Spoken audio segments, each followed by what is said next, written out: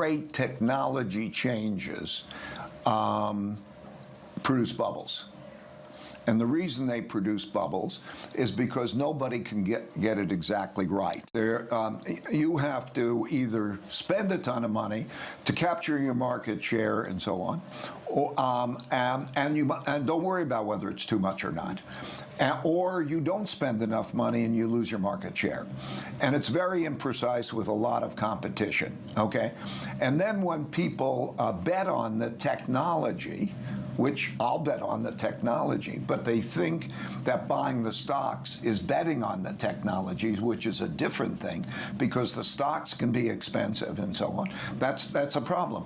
And what happens is when wealth grows a lot relative to incomes, I want to distinguish wealth from incomes. Wealth is, you can create wealth very easily in the following way. You say, I'm going to have raise $50 million on a $1 billion valuation. Okay, that's counted as $1 billion of money, and now you're a billionaire, but you only put up 50 million.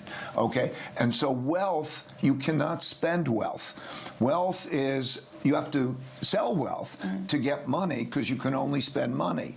So when there's a lot of wealth relative to the amount of money there is a vulnerability, and bubbles burst when wealth needs to be converted into money. Well, what is the trigger for that? Often that's because of debt, but it could be for anything. It could be for wealth taxes, for example. Supposing you put in wealth taxes, then those people who have wealth are going to have to sell some of that wealth to pay taxes. That dynamic that I'm talking about accompanies the miracle technologies that over a period of time have wonderful implications for productivity.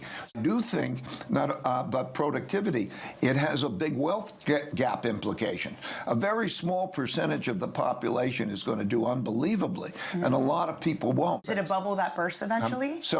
I think it is, yes. And then that moment, there's always the issue of a bubble, and we can measure a bubble.